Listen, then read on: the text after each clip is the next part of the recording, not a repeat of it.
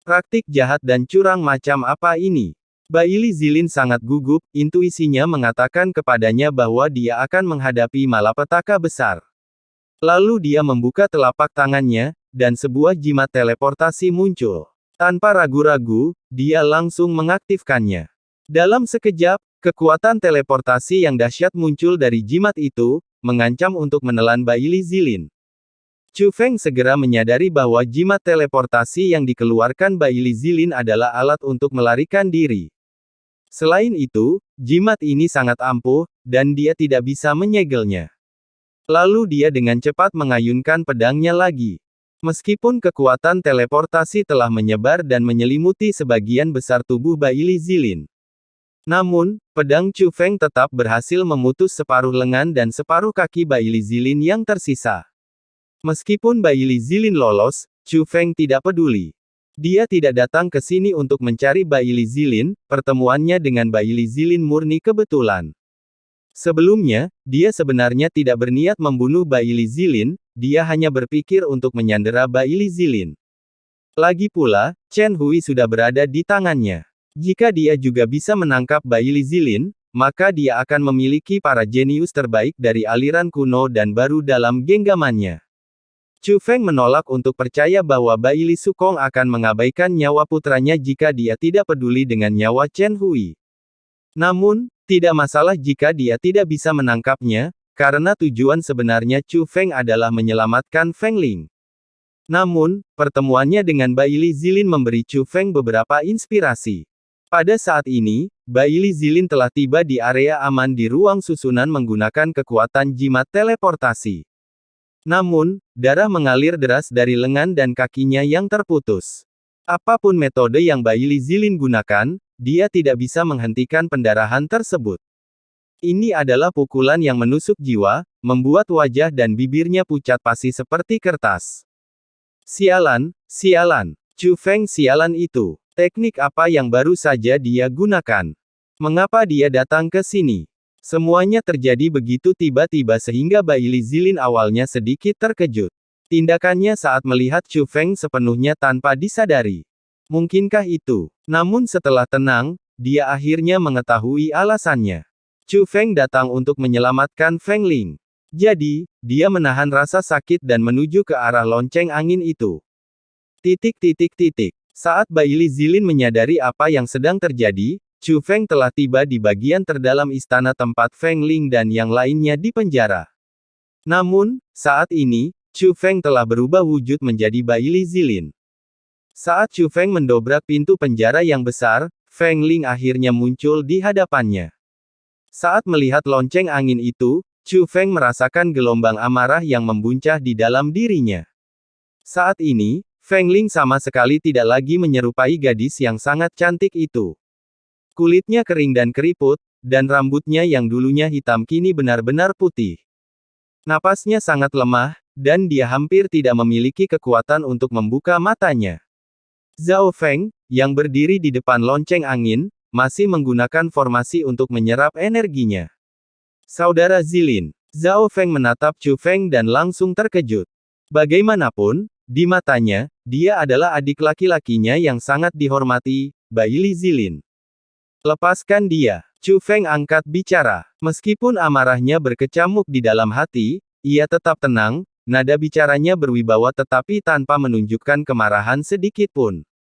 Chu Feng tidak mengenali Zhao Feng, tetapi menilai dari ekspresi dan intonasi suara pihak lain, dia dapat menyimpulkan bahwa pihak lain takut pada Baili Zilin. Jadi, saat Chu Feng berbicara, dia tiba di depan Feng Ling dan, tanpa mempedulikan sikap Zhao Feng, langsung menyelamatkannya.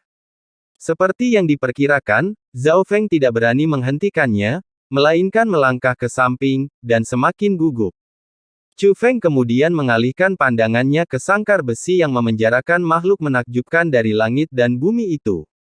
Meskipun Chu Feng datang ke sini untuk menyelamatkan Feng Ling, melihat kondisi tragis makhluk langka itu hanya semakin membangkitkan amarahnya. Bebaskan mereka, kata Chu Feng. Adik Zilin, apa yang kau lakukan? Itu adalah media yang digunakan untuk kultivasi. Zhao Feng merasa bingung dan ingin mencari tahu alasannya. Apakah saya perlu menjelaskan kepada Anda apa yang ingin saya lakukan? Alis Chu Feng berkerut, menunjukkan ketidaksenangannya. Tidak, tidak, tentu saja tidak, tentu saja tidak. Zhao Feng sangat ketakutan dan dengan cepat melepaskan semua harta karun menakjubkan dari langit dan bumi. Chu Feng dengan santai mengeluarkan sebuah peti harta karun, menyimpan semua harta karun langka dari langit dan bumi di dalamnya, lalu berjalan keluar. Sebenarnya, Chu Feng sangat ingin menyingkirkan Zhao Feng, tetapi dia juga merasakan bahwa aura Zhao Feng adalah aura Dewa Langit tingkat pertama. Selain itu, Sekte Penjara memiliki susunan pengamatan, jadi mereka tahu di mana dia berada sekarang. Tokoh-tokoh berpengaruh dari Sekte Penjara dan Istana Suci Tujuh Alam akan segera tiba di sini. Jadi setelah Chu Feng membawa Ziling keluar dari sel, dia berhenti dan menoleh ke belakang ke arah Zhao Feng. Sekilas pandang itu mengungkapkan niat membunuh. Aku akan mengambil nyawamu. Setelah mengatakan itu, Chu Feng menghilang dari istana. Adik Zilin, ada apa denganmu? Apa maksudnya? Mengapa Anda mengatakan hal seperti mengambil nyawa saya? Apa yang terjadi? Atau apakah aku melakukan kesalahan, saudaraku? Zhao Feng tampak benar-benar bingung. Jika sebelumnya ia mengira nasihat Baili Zilin agar tidak menyakiti Feng Ling adalah sebuah ujian, maka sekarang ia masih berpikir bahwa Baili Zilin hanya mencoba menarik perhatiannya. Jadi sekarang dia merasa ragu. Karena tatapan yang Baili Zilin berikan padanya barusan dipenuhi dengan niat membunuh. Dia belum pernah merasakan niat membunuh yang begitu mengerikan. Jadi, tanpa menyadari kebenarannya, dia segera mengejar mereka, ingin mencari tahu apa yang sedang terjadi. Jika ada kesalahpahaman, dia ingin mengklarifikasinya sesegera mungkin. Namun, ia menyadari bahwa ia sama sekali tidak mampu mengejar ketertinggalan. Kenapa kecepatan Zilin begitu cepat? Zhao Feng menatap sosok Baili Zilin yang sudah berada di kejauhan, dan menjadi semakin bingung. Di mana lonceng anginnya? Tepat saat itu, sebuah suara terdengar dari belakang Zhao Feng. Jika mengingat kembali, Zhao Feng menjadi semakin bingung. Itu adalah Baili Zilin, yang terbang dengan cepat ke arahnya.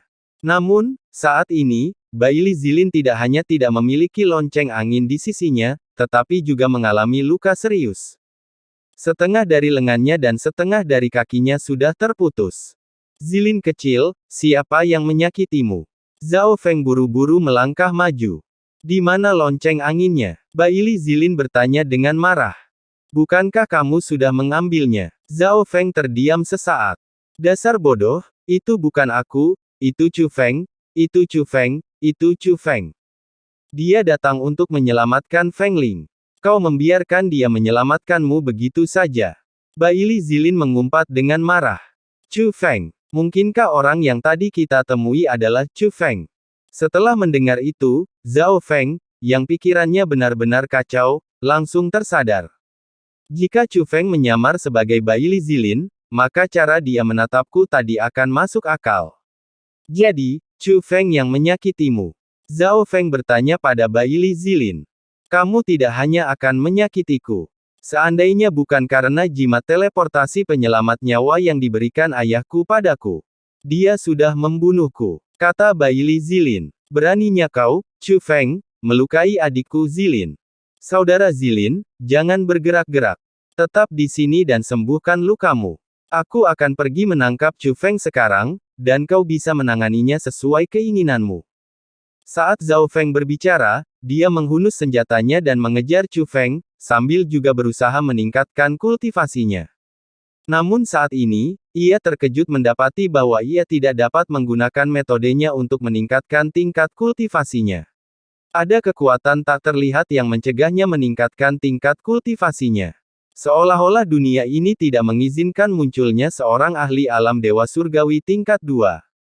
Namun saat ini, dia sama sekali tidak peduli dengan semua itu, dia hanya ingin menangkap Chu Feng secepat mungkin. Dia baru saja terbang keluar dari dunia susunan itu. Lalu orang bisa mendengar suara itu dari langit, 100 mil di atas kehampaan. Dengan menggunakan formasi Jie Tianran, mereka menemukan posisi Chu Feng. Meskipun Chu Feng berubah wujud menjadi Baili Zilin, dia tetap tidak bisa lolos dari kejaran. Bai Liksukong mengarahkan pasukannya untuk mengejar Chu Feng. Zhao Feng dengan cepat menyusul kelompok utama dan tentu saja mulai menanyakan alasan kejadian tersebut. Semakin lama dia mendengarkan, semakin khawatir dia jadinya. Dia tidak pernah membayangkan bahwa Chu Feng akan menggunakan artefak suci untuk menekan tingkat kultivasi mereka semua. Demi menyelamatkan Feng Ling, Chu Feng melakukan sesuatu yang sangat keterlaluan. Namun di tengah keterzenjingan itu, Zhao Feng merasakan gelombang kebahagiaan yang luar biasa. Jika Chu Feng diam-diam menyusup, menyelamatkan Feng Ling, dan melukai Bai Li Zilin dengan parah. Itu adalah kelalaian tugasnya, dan dia harus bertanggung jawab. Namun, begitu banyak orang yang benar-benar tertipu oleh Chu Feng. Bahkan Master Istana Suci Tujuh Alam, ayah angkatnya Bai Li Sukong, pemimpin sekte kuno Dongfang Hansong, dan banyak ahli faksi netral, tidak mampu berbuat apapun terhadap Chu Feng. Kalau begitu, masalah ini sama sekali tidak ada hubungannya dengan dia. Secara kebetulan, Chu Feng menggunakan artefak suci untuk menekan tingkat kultivasi semua orang hingga ke tingkat Dewa Langit tingkat pertama. Ini sebenarnya memberinya kesempatan untuk membuktikan dirinya. Jika dia bisa menangkap Chu Feng, itu akan menjadi prestasi besar. Pada saat itu, dia tidak akan lagi hanya menjadi anak angkat Bai Li Sukong. Sebaliknya, mereka adalah pahlawan dari seluruh sekte penjara.